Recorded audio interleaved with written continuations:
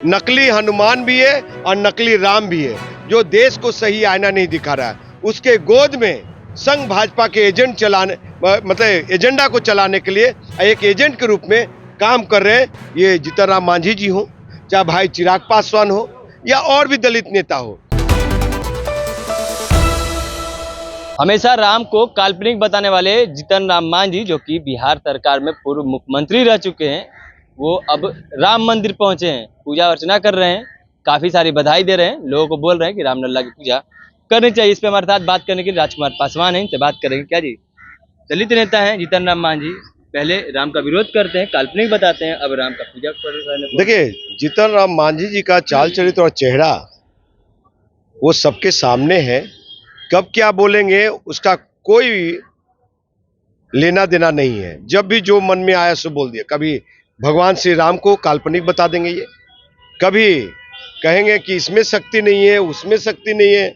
अरे भैया, जिसमें शक्ति है और जो संवैधानिक ताकत के बल पे आप विधायक बने, मुख्यमंत्री बने, आपका बेटा मंत्री बना, और जिस समाज की ताकत पे उस समाज की ताकत को पहचानने को तैयार नहीं, उसको जानने को तैयार नहीं, और आप गए हैं राम के शरण में इस बेचैनी के साथ कि राम के मानने वाले लोग वो भी मुझे गले लगा ले, और कहते हैं राम पे आकर के ये टिक गए हैं भगवान राम के शरण में। एक बात बताइए, कहीं ऐसा तो नहीं है कि चुनाव आ रहा है, लोकसभा का चुनाव है, और अगर राम की बात नहीं करेंगे तो लोग इन्हें वोट नहीं देंगे? साहब, जब गठबंधन तोड़ करके आप वहां चले गए तभी आप राम के हो गए।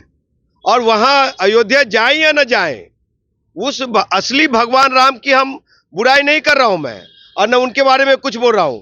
ये जो दोहरे चरित्र के लोग जो हैं, इन लोगों के बात और इन लोग का जो है वो कभी भी सही दिशा में नहीं रहा है, समझे।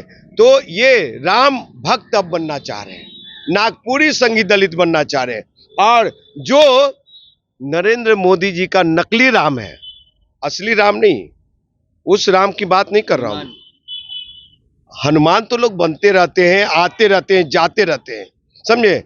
तो नकली हनुमान भी है और नकली राम भी है, जो देश को सही आईना नहीं दिखा रहा है। उसके गोद में संघ भाजपा के एजेंट चलाने मतलब एजेंडा को चलाने के लिए एक एजेंट के रूप में काम कर रहे हैं। ये जीतन राम मांझी जी हो, चाहे भाई चिराग पासवान हो या और भी दलित नेता हो। तो ऐसे दोहरी चरित्र वाली नेताओं को सभी एससी सीट पे हराओ।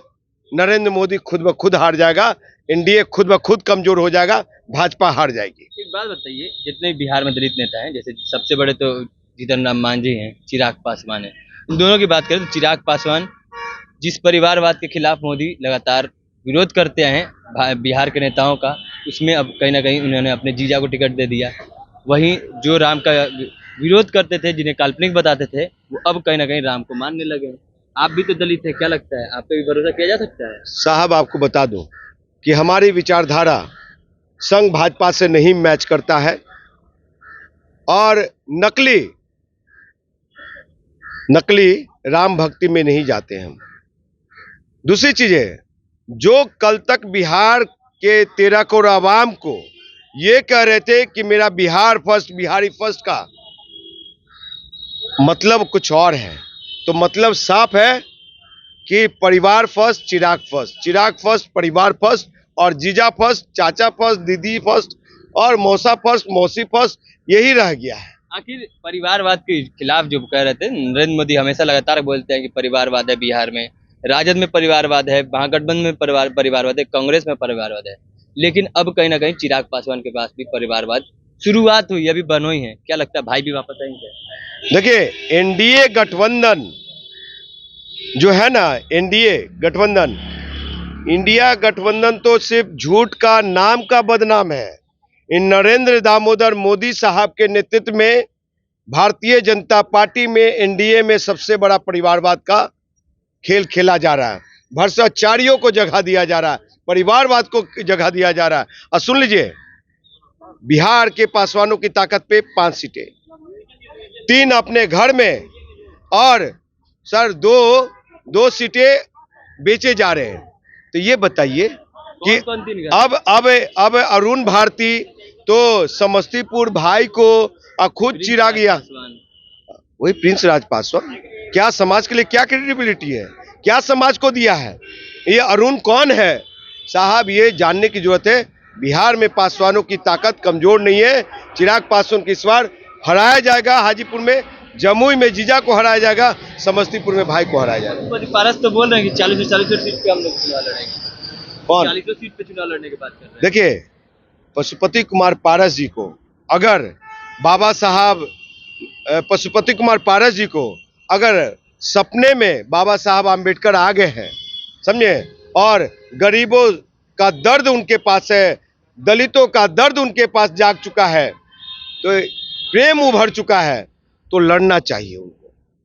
पशुपति कुमार पारस जी को 40 सीट पर लड़ना चाहिए। चुनाव जीत गए तो इसके बाद फिर चल जाएंगे मोदी की गोद में।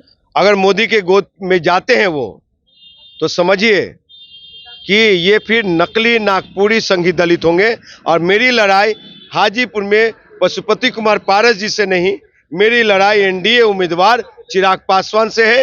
रणछोड़, जमुई का रणछोड़, भगेरू, विकास कार्य न करने वाले, जुमला देने वाले, ये चिराग पासवान को मैं हराऊंगा। और ऐसे जीतन राम मांझी जैसे लोगों से बचना चाहिए। समझे कि जीतन राम मांझी को भी इस बार, वो राम भक्त है ना, जो लाठी डंडा लेके तैयार है, इस बार उनको हरा देंगे गया में। चलिए, हमारे साथ राजकुमार पासवान थे, जिन्होंने साफ तौर पे ये कहा है कि ये लोग दोहरे चरित्र वाले नेता हैं, जो कि दलित के नाम पे सिर्फ और सिर्फ वोट लेना जानते हैं। और भी तमाम खबरों हम तक पहुंचाते रहेंगे। इसी तमाम खबरों के लिए जुड़े रहना चाहिए। साथ तक के लिए धन्यवाद।